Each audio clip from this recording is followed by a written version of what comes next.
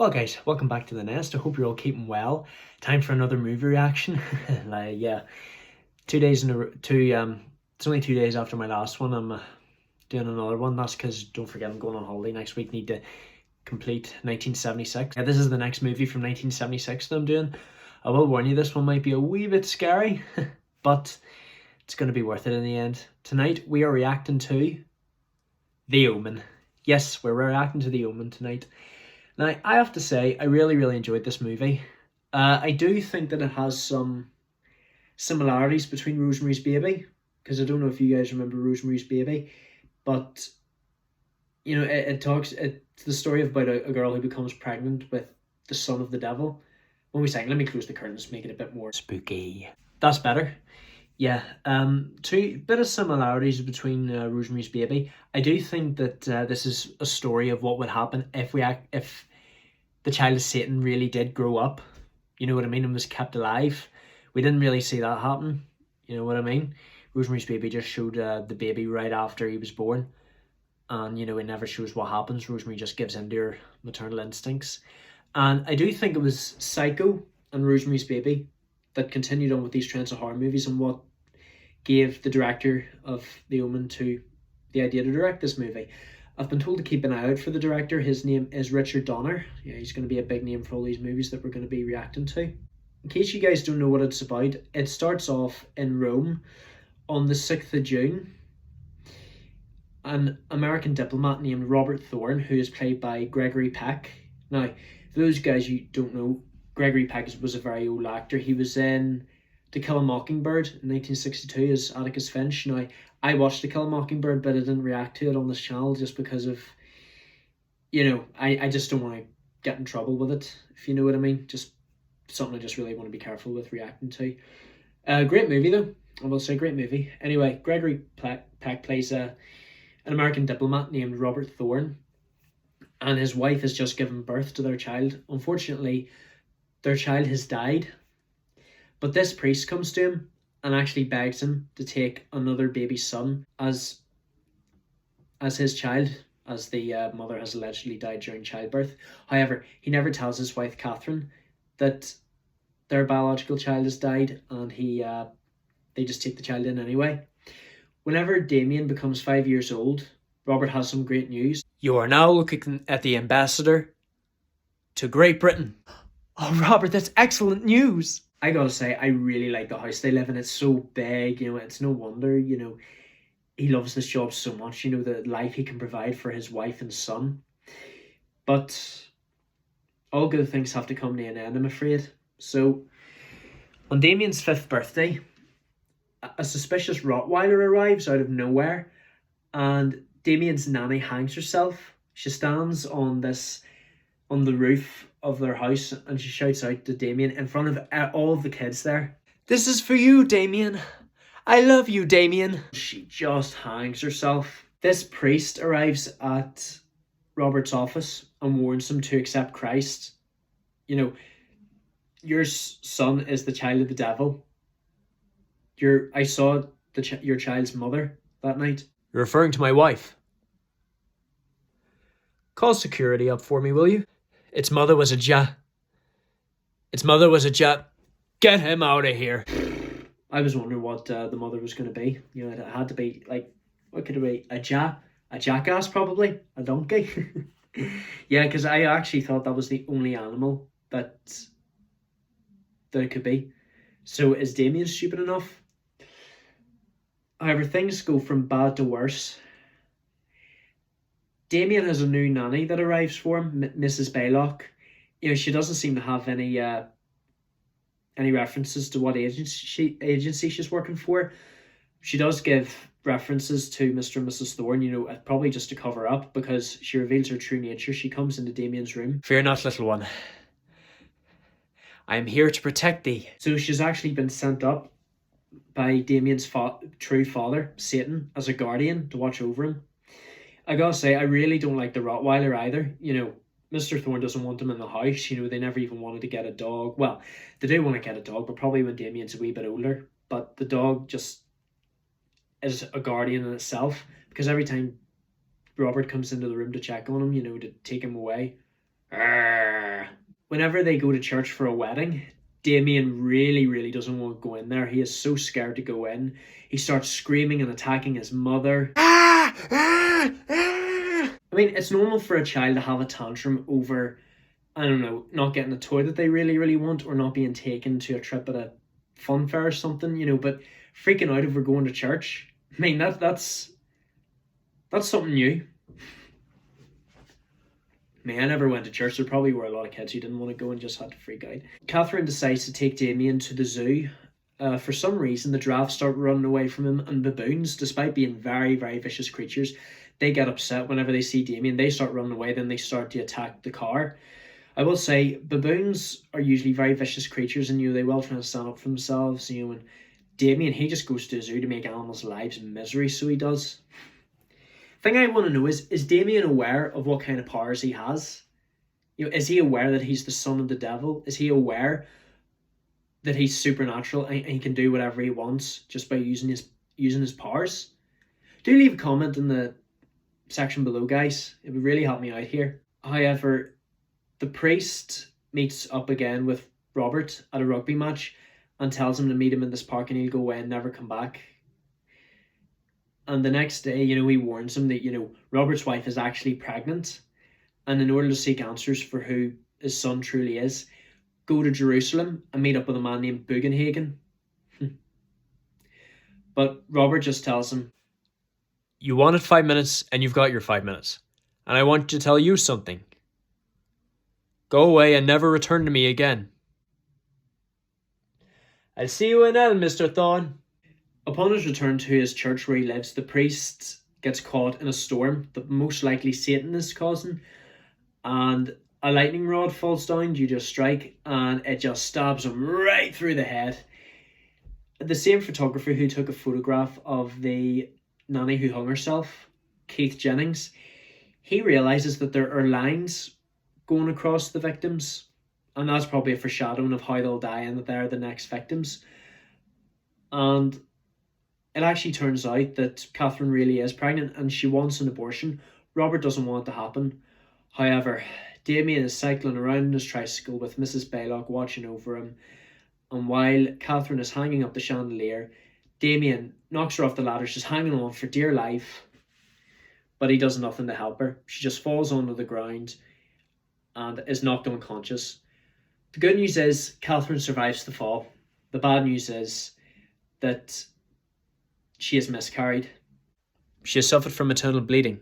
Internal bleeding? But she's pregnant. No. So it looks like the prophecy actually is coming true.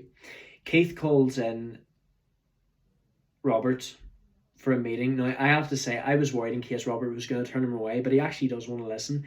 So he brings him to the church where the priest lived, and there are just tons of crosses all over the place, and there's newspaper articles where on the day that Damien was born, there was a star from Bethlehem that risen, after 2000, for the first time in 2,000 years. Damien was born on the 6th day of the 6th month at 6 a.m. Now, 666 is usually the number of the beast. And even Robert asks himself, whose child am I raising? They travel all the way to Rome to find answers from the priest who gave Damien up for adoption. Now, since it wasn't an actual adoption, it wasn't official, there are no papers that have proof of it. And they're told to go to this run-down church where the original hospital had burnt down. The priest who gave Damien to Robert, he has suffered from blindness. He's slightly paralysed, and he can't even speak. He can only communicate through writing stuff down. And he's told to go to this cemetery where Damien's biological mother lies. They open up this grave, and it turns out that Damien's mother is actually a jackal. I wonder how Satan was able to make a jackal pregnant. It's a bit weird. I actually don't know how, jackals are associated with the devil. Like, I do know that, that black dog, the Rottweiler can be an omen of death. It can be called the Grim. I know that a black cat can be associated with Satanism. I'm not entirely sure. There's loads of them. Like, I do know that, crows are symbols of death. But, there's so many omens, hence the film is called The Omen. And it also turns out that Robert's biological child did not die from a premature birth or anything. He was actually murdered by the priest himself, just so Damien would be able to take his place, because since Robert is a diplomat, he's in the world of politics, it is said that the devil, the son of the devil, the Antichrist, will rise up through the world of politics. And Robert is just absolutely horrified to learn of what has happened to his biological son. Murders. After escaping a pack of demonic Rottweilers, they travel all the way to Jerusalem. Unfortunately, Mrs. Bylock arrives at the hospital and pushes Catherine out the window, where she dies from the fall. For once, I will say, she may have fallen into an ambulance, but she obviously wasn't going to survive that fall. After arriving in Jerusalem, meeting up with Bugenhagen, he informs him that Damien will have a birthmark in the shape of 3 sixes. But Robert is being Damien, he knows that there's no birthmark, but he tells him it'll be under his hair.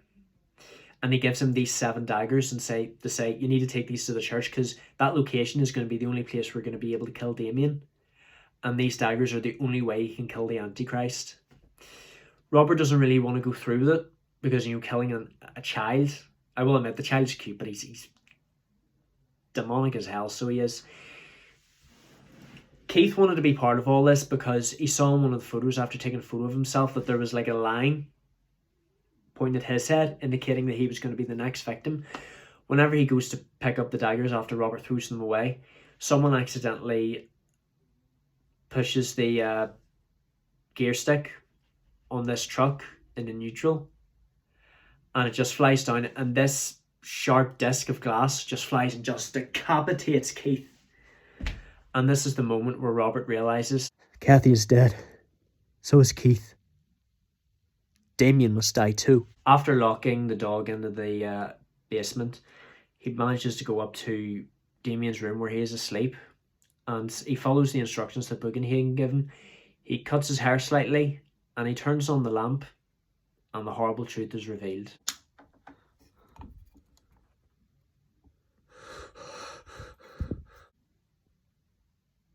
The birthmark is on Damien's scalp, and it is confirmed he is the Antichrist. Unfortunately, Miss Bylock wakes up and tries to stop Robert from taking him away. He manages to stab her to death, and he takes a screaming Damien into the car with him to the church. Unfortunately, his speeding catches the attention of a police officer, who chases after him, telling him, "Mate, you're speeding. You need to slow down here." Just ignores him, keeps on driving. Right, I'm going to need to get reinforcements here. He takes Damien up to the altar in the church. However, he is hesitant to kill Damien, and I think the reason why is because even though he knows that he's the Antichrist, he sees him as an innocent wee child. It's still his wee son, and he just couldn't do it. He just loves Damien so much, and Damien pleads with his adopted father, "Please, Daddy, don't do it." He just can't really bring himself to do it because he just loves him way too much. It's still his son. He raised him. And, he even begs for forgiveness.